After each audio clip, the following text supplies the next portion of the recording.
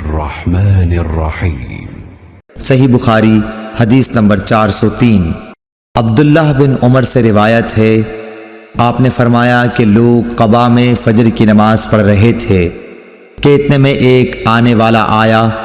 उसने बताया कि रसूलुल्लाह सल्लल्लाहु अलैहि वसल्लम पर कल वही नाजिल हुई है और उन्हें काबे की तरफ नमाज में मुँह करने का हुक्म हो गया है।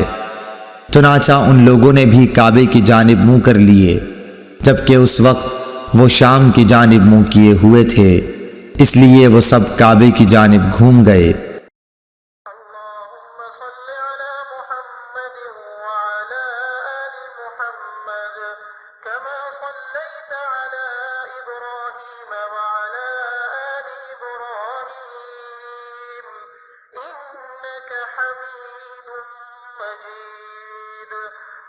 اللهم बारिक अला मुहम्मद व अला आलि मुहम्मद कमा बारकत अला इब्राहीम व अला आलि इब्राहीम